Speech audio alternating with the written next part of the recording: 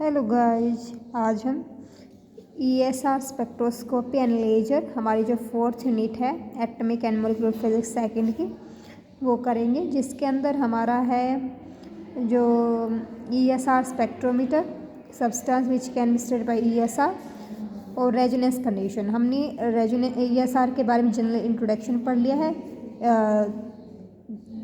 उसी के अंदर हमने substance which can be studied by ESR भी पैरामैग्नेटिक सब्सटेंस के बारे में पढ़ा था। स्पेक्ट्रोमीटर अभी रहता है, रेजोनेंस कंडीशन भी कर चुके हैं। और आज हम करेंगे कि ESR के फीचर्स ऑफ ESR स्पेक्ट्रा, और उसमें भी G फैक्टर करेंगे आज, और उसके बाद में जो रिमेनिंग टॉपिक है वो डे बाय डे करते रहेंगे।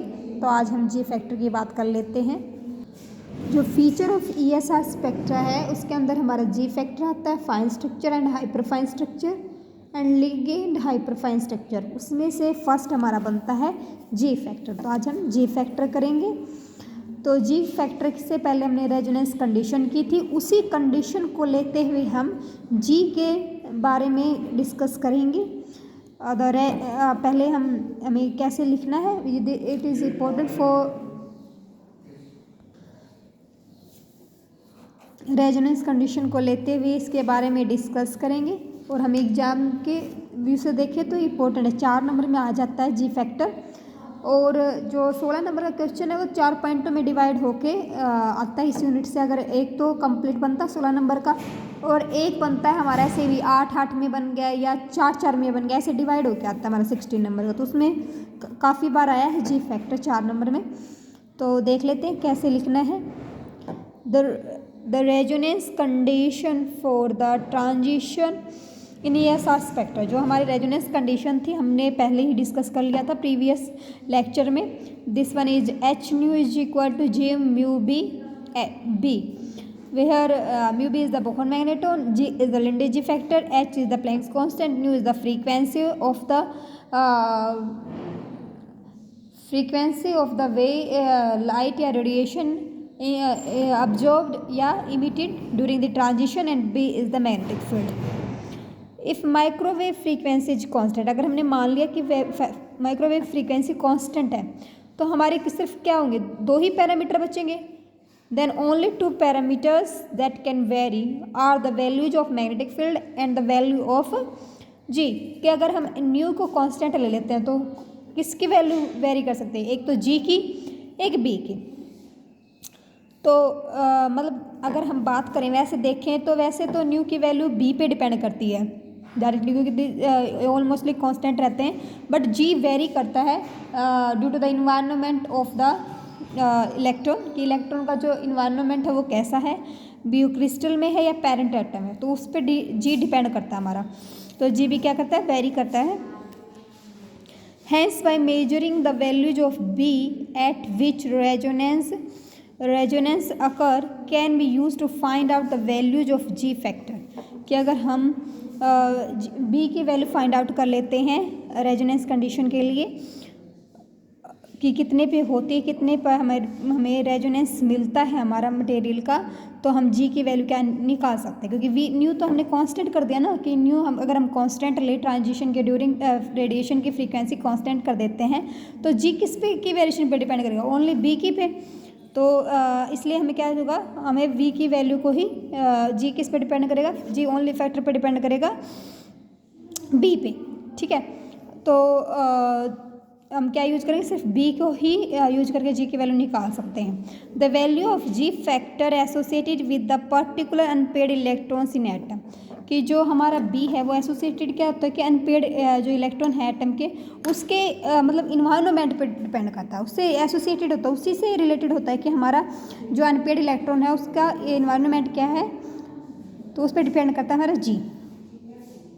N electron with no orbital angular momentum, अगर हमारे पास ऑर्बिटल एंगुलर मोमेंटम नहीं है, दिस मीन म्यू एल नहीं है हमारे पास, मतलब L नहीं है, तो है जो G value equal to that of the free electron spin equal to 2.0023। अगर हमारे पास L की वैल्यू मतलब क्या है, हमारा जो इलेक्ट्रॉन है उसके पास क्या है, ऑर्बिटल एंगुलर मोमेंटम नहीं है, मतलब L नहीं है हमारे पास, L की वैल्यू 0 है, तो उस केस में हमारा क्या होता है स्टैटिक की तरह बिहेव करेगा कि इलेक्ट्रॉन क्या मूव ही नहीं कर रहा, मोशन में नहीं है, तो हमारे जो जी की वैल्यू होती है वो वही होती है जब इलेक्ट्रॉन फ्री के केस में होती है, वो होती है हमारे पास 2.023। But when the electron is moving, अब अगर हम मान लें कि इलेक्ट्रॉन मूव नहीं करता तो इतनी होगी हमारी जी की वैल्यू, ये फिक्स हो जाएगी। बट अगर इलेक्ट्रॉन मूव करता है एटॉमिक ऑर्बिटल में तो में पोसेस ऑर्बिटल एंगुलर मोमेंटम, तो मूव करता है तो क्या होगा, एंगुलर मोमेंटम होगी, and this will shift the G value away from G is equal to 2.0023। तो इससे इस केस में क्या होगा, एंगुलर मोमेंटम होते हमारे पास क्या होगी, जो जी की वैल्यू है वो शिफ्ट हो जाएगी, किससे, ये जो वैल्यू हमने ली थी फ्री इलेक्ट्रॉन के केस में, उससे क्या हो जाएगी, शिफ्ट हो जाएगी। This shift in value of G because the relationship between magnetic moment and angular momentum is different for spin motion and orbital motion, कि जो हमारा म्यू का रिलेशन है वो L के साथ और म्यू का रिलेशन S के साथ क्या है, डिफरेंट नेचर का है, कि L से अलग तरह बाइंड अप होता है और S के साथ अलग तरह से रिलेटेड होता है, तो ये इसके कारण हमारी क्या होती है, G की वैल्यू क्या होती है, शिफ्ट हो जाती है। इन case of an electron associated with a free atom, कि अगर हम इलेक्ट्रॉन की बात करें कि वो फ्री एटम का, अगर हमारा एटम है वो फ्री है, तो उस केस में जो हमारी इलेक्ट्रॉन के साथ जो जी की वैल्यू होगी वो क्या होगी, वो फ्री इलेक्ट्रॉन के कंपेयर में होगी, वो देख लेते हैं कैसे। In case of an electron associated with a free atom which has no external magnetic field, क्या उसके मतलब क्या फ्री एटम है तो उसके में क्या होगा, एक्सटर्नल मैग्नेटिक फील्ड होगा ही नहीं, और electric field acting on it, कि उसके पास कोई एक्सटर्नल मैग्नेटिक फील्ड भी नहीं होगा और इलेक्ट्रिक फील्ड भी ऑपरेट नहीं करेगा उसके ऊपर। Possess the G value that can be drive directly in terms of quantum number and define total spin and orbital magnetic moment. The G value in this case identical to Lande factor या Lande splitting factor, कि जो हमारी अगर हम mu L को निकाल लें या प्लस एस को निकाल लें और म्यू को निकाल लें, तो उस टर्म में हमने जो प्रीवियस एटॉमिक फर्स्ट थी हमारे उसके अंदर पढ़ा था हमने लिंडे जी फैक्टर, तो उसकी हेल्प से हम क्या निकाल सकते हैं, जी की वैल्यू निकाल सकते हैं। अगर हमारा क्या है कि एक्सटर्नल मैग्नेटिक फील्ड नहीं है हमारे पास और हमारे पास वो भी नहीं है कि जो हम बात करें तो इलेक्ट्रिक फील्ड भी जनरेट नहीं हो रहा है, एटम क्या है वो पेरेंट है, तो उस केस में हमारे क्या होगी, जी की वैल्यू इक्विवेलेंट होगी लिंडे जी फैक्टर के। तो if the atom having unpaired electron, second case ले लेते हैं, if the atom having unpaired electron placed in solid crystalline lattice, कि अगर हमारा एटम है वो क्रिस्टलाइन लैटिस में रख दिया जाए या किसी लैटिस का पार्ट हो एटम, तो क्या होगा, then due to interaction between atom and its surrounding, a internal crystalline electric field will also be acting on it. These electric field act on orbital of atom and can very radically change their energies. As a result of that, Linde factor cannot be longer applied. अगर हम बात कर लें कि अगर हमारा atom है वो किसी क्रिस्टल का भाग हो, तो क्या होगा, हमारे जो लिंडे जी फैक्टर के इक्विवेलेंट हमने जी लिया था तो वो इतना मतलब वो अप्लाई नहीं होगा। अब जी की वैल्यू लिंडे जी फैक्टर से हम इक्विवेलेंट नहीं बता सकते, इसका मतलब क्या है, जी की वैल्यू कुछ अलग होगी, जी की वैल्यू शिफ्ट हो जाएगी, क्योंकि उसके ऊपर क्या होगा, एक्सटर्नल मैग्नेटिक फील्ड भी काम करेगा और इलेक्ट्रिक फील्ड भी काम करेगा, क्योंकि इन्वायरमेंट चेंज हो चुका है ना। Here the position of resonance for a fixed frequency is determined by the competitive effect of environment which electric field tend to quench the orbital angular momentum. The amount of quenching varies with spin system, क्या अगर हमारा क्या होता है कि जो resonance है हमने फ्रीक्वेंसी हमने क्या रखी है, कांस्टेंट रखी है। रेजोनेंस कंडीशन की बात करें, हमें रेजोनेंस कब मिलेगा, तो हमारा क्या होगा, किस पे डिपेंड करेगा, इन्वायरमेंट पे डिपेंड करेगा, क्योंकि इन्वायरमेंट अगर वो समझ लीजिए पेरेंट है तो जी की वैल्यू फ्री इलेक्ट्रॉन की इक्विवेलेंट है, लिंडे जी फैक्टर की इक्विवेलेंट। बट अगर हमारे पास क्या है, हमारे क्रिस्टल का पार्ट है एटम, तो उसमें क्या होगा, इन्वायरमेंट हो गया उसमें, तो इलेक्ट्रिक फील्ड ऑपरेट करेगा, इलेक्ट्रिक फील्ड क्वेंच करेगा, जितनी ज़्यादा क्वेंचिंग होगी वो किसके साथ वेरी करेगी, स्पिन सिस्टम के साथ वेरी करेगी। तो आपको ये रखना है, अगर एल की वैल्यू 0 है तो इलेक्ट्रॉन जी की वैल्यू फ्री इलेक्ट्रॉन की इक्विवेलेंट होगी। अगर एटम हमारा क्या है, मतलब उसके पास फ्री एटम लिया है तो जी की वैल्यू लिंडेजी फैक्टर के इक्विवेलेंट।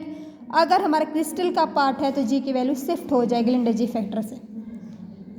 हमने 3 केस डिस्कस कर लिए हैं कि जी की वैल्यू कैसे वेरी होती है, कि जी की वैल्यू क्या ले सकते हैं हम तीनों केस में। The more complete the quenching, अगर क्वेंचिंग है इलेक्ट्रिक फील्ड की वो ज़्यादा होगी, closer to G factor approach the free electron value, जितनी ज़्यादा क्वेंचिंग होगी इलेक्ट्रिक फील्ड की किसी एटम पे के इलेक्ट्रॉन पे, उतनी ही ज़्यादा क्या होगी, जो जी की वैल्यू है शिफ्ट हो जाएगी toward the free electron value की, मतलब जो हमने ली थी 2.0023 उसकी तरफ शिफ्ट होती जाएगी जितनी ज़्यादा क्वेंचिंग बढ़ती जाएगी। एग्जाम्पल लिया हमने, जी की वैल्यू होती है 2.0036 फॉर DPPH फ्री रेडिकल। अगर DPPH उसकी बात करें, क्रिस्टल की बात करें तो उसके केस में जो हमारी जी की वैल्यू होती है वो 2.0036 होती है।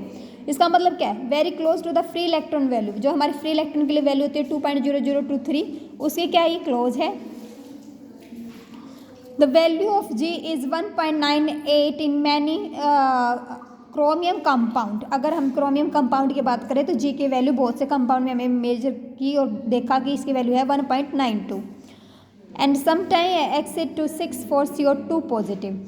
अगर हम कोबाल्ट की बात करते हैं, कोबाल्ट की अगर ऑक्सीडेशन स्टेट 2 पॉजिटिव है तो वहाँ कई बार जी की वैल्यू एक्सेड कर जाती है more than 6। In general case when the frequency is not known, अगर फ्रीक्वेंसी नहीं दे रखी है तो उस केस में हमारी लिंडेजी फैक्टर की वैल्यू हम कहाँ से निकालेंगे, रेजोनेंस कंडीशन जो हम यूज करते हैं वहाँ से हमारी क्या आएगी, जी की वैल्यू आएगी। जी की वैल्यू होगी हमारी रेजोनेंस कंडीशन से निकाल के H nu is equal to g mu N by B. Mu N is the nuclear magneton and B is the magnetic field, या म्यू बी भी हो सकता है बोहर मैग्नेटोन। तो यहाँ से हम क्या निकाल लेंगे, जी की वैल्यू निकाल लेंगे, क्योंकि फ्रीक्वेंसी तो क्या है हमारे पास, क्या है नोन है, तो नोन है, नोन की वैल्यू रख देंगे, जी की वैल्यू क्या हो जाएगी in terms of B and mu निकाल लेंगे हम। G factor is determined by ESR spectrum. यहाँ जी की वैल्यू निकालने के लिए हम क्या यूज करते हैं, जी की वैल्यू निकालने के लिए क्या करेंगे, ESR स्पेक्ट्रा है वो यूज करेंगे। ESR स्पेक्ट्रा से रेजोनेंस कंडीशन पता चलेगी, फ्रीक्वेंसी पता चलेगी और वहाँ से हम क्या निकाल लेंगे, हम जी की वैल्यू निकाल लेंगे using ESR spectra. We can calculate the value of G, where G nu की वैल्यू क्या हो, नॉन हो, और बी की वैल्यू भी नॉन हो। Using this relation we can find out the separation between eigen value of a spin Hamiltonian. अगर हम हैमिल्टोनियन निकालें, इंट्रैक्शन एनर्जी निकालें तो कैसे निकालेंगे, H is equal to g S mu N B, where S is the spin, quantum number mu N is the nuclear magneton, B is the magnetic field, g is the Lande g factor.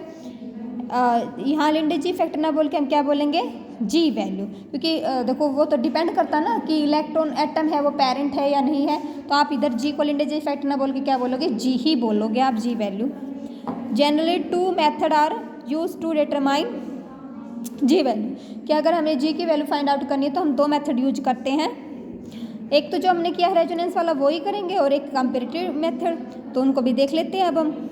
Direct method, direct method क्या होता है, this method is used when value of frequency and B are given, then using resonance condition we are able to find out the value of जी।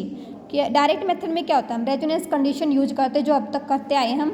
अगर हम इसके लिए हमें क्या होता है, न्यू की वैल्यू पता होनी चाहिए और मैग्नेटिक फील्ड की वैल्यू पता होनी चाहिए, तो रेजोनेंस कंडीशन में हम क्या रख देंगे, न्यू और बी की वैल्यू रख देंगे और फ्रीक्वेंसी जी निकाल लेंगे। एक आता है हमारे पास कंपैरिजन मेथड। कंपैरिजन मेथड में क्या होता है कि एक सब्सटेंस के लिए हमें जी की वैल्यू पता हो और जो अननोन है उसके लिए हम निकाल लेंगे। तो क्या करेंगे, इस मेथड को देख लेते हैं, comparison method. This method is used where value of G is given for known specimen, then by using comparison method we are able to calculate the value of G of unknown specimen। कि अगर एक की पता है हम तो दूसरे की वैल्यू निकाल सकते हैं यूजिंग द रेजोनेंस कंडीशन, क्योंकि जो कांस्टेंट वैल्यू है फ्रीक्वेंसी की वैल्यू चाहे अलग हो, बी की वैल्यू अलग हो, हम और कांस्टेंट को सेम रख लेंगे और क्या करेंगे, कैंसिल आउट कर देंगे। इस पे न्यूमेरिकल आते हैं, तो न्यूमेरिकल जी की वैल्यू निकालने के लिए या रेजोनेंस कंडीशन पे जितने न्यूमेरिकल आते हैं हम प्रीवियस वीडियो में कर चुके हैं, तो आप प्लीज़ उसको पहले देख लीजिएगा। उससे रिलेटेड जितने न्यूमेरिकल है मैंने डाल रखे हैं उसके अंदर। अगर आपको कोई भी डाउट हो तो आप कमेंट बॉक्स में डाल देना, हम फिर से सोल्व कर लेंगे। इंपॉर्टेंस क्या है हमारे जी वैल्यू का? इंपॉर्टेंस है कि जी major how magnetic moment associated with the S change, कि जो हमारा म्यू है इसके साथ रिलेटेड है वो कैसे चेंज होता है, ये कौन मेजर करता है? जी वैल्यू। सेकेंड वन है हमारे पास, with the help of g we can able to study the about the environment of electron, कि हम जी की हेल्प से क्या कर पाते हैं कि इन्वायरमेंट को स्टडी कर पाते हैं कि इलेक्ट्रॉन के बाहर कैसा इन्वायरमेंट सेटअप है। Third one is the ji major how effectively electron free in molecules और क्रिस्टल। थर्ड पॉइंट है कि हम जी की हेल्प से ये पता लगा सकते हैं कि हमारा इलेक्ट्रॉन है वो कितना फ्री है किसी क्रिस्टल में, तो ये किसके हेल्प से होगा? जी की वैल्यू से होगा। तो हमने अभी जी की वैल्यू के 2 मेथड किए और हमने क्या किया, 3 केस किए हैं, और जी की वैल्यू पे हमने 2 मेथड किए, डायरेक्ट मेथड और कंपैरिजन मेथड, दोनों पे ही मैंने न्यूमेरिकल डाल रखे हैं प्रीवियस वीडियो में, तो आप प्लीज़ देख लीजिएगा। अगर कोई भी डाउट हो तो आप कमेंट बॉक्स में डाल सकते हैं। वीडियो को अगर कंटेंट पसंद आए तो प्लीज़ वीडियो को शेयर एंड लाइक कीजिएगा। अब तक आपने चैनल को सब्सक्राइब नहीं किया है तो प्लीज़ सब्सक्राइब कर लीजिएगा। Thank you.